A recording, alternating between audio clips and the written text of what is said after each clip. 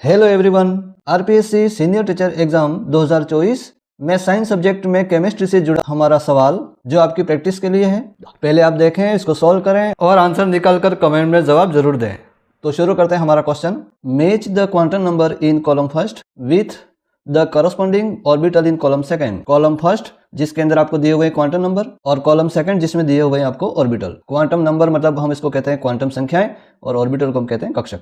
यहाँ पर आपको दो क्वांटम नंबर दिए, एक तो n की वैल्यू दी है और एक l की वैल्यू दी है। तो n हमारा होता है प्रिंसिपल क्वांटम नंबर, मुख्य क्वांटम संख्या, और l होती है हमारी एजीमुथल क्वांटम नंबर, द्विगंशी क्वांटम संख्या। तो इस n और l की वैल्यू से हमें ये निकालना है कि उससे रिलेटेड कौन सा ऑर्बिटल है, उसको हमें मिलान करना है।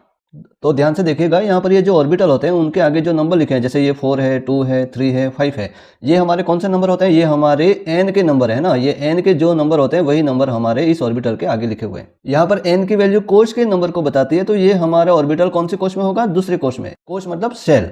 फिर उसके बाद n बराबर 4 हो तो वो हमारा हो जाएगा 4s, n बराबर 5 हो तो वो हमारा हो जाएगा 5f, और n बराबर 3 हो तो वो हमारा हो जाएगा 3d। तो ये तो हमने मैच किया n की वैल्यू से। अब यहाँ पर l की वैल्यू का क्या मतलब है? तो l की वैल्यू जो होती है वो हमारे सब शेल के बारे में बताती है ना। सब शेल कौन से होते हैं? s, p, d और f। तो जब l की वैल्यू जब 0 होती है तो उसके लिए सब शेल होता है हमारा s। जब l की वैल्यू 1 होती है तो उसके लिए सब शेल होता है p। फिर जब l की वैल्यू जब 2 होती है तो उसके लिए हमारा सब शेल होता है d। और जब l की वैल्यू 3 होती है तो उसके लिए सब शेल होता है हमारा f। तो ध्यान से देखिएगा, तो जब l की वैल्यू जब 1 हो तो उसके लिए सबसेल हमारा कौन सा होगा? p वाला।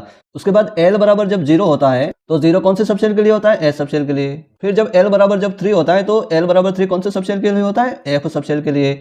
और l बराबर 2 हमारा कौन से सबसेल के लिए होता है? d सबसेल के लिए। तो इस प्रकार हमें जो सही विकल्प का जो चयन करना है, विकल्प चेक कर लेते हैं। a का हमारा ऑप्शन है 2, a का 2 हमारे 2 ऑप्शन है। फिर इसके बाद b का हमारा फर्स्ट ये रहा। यहाँ पर b का क्या है? थर्ड। तो ये हमारा क्या हो गया? गलत हो गया। फिर उसके बाद c का 4, ये c का 4 ओके। और d का हमारा थर्ड, मतलब ऑप्शन फर्स्ट हमारा इस क्वेश्चन का क्या हो जाएगा? सही आंसर।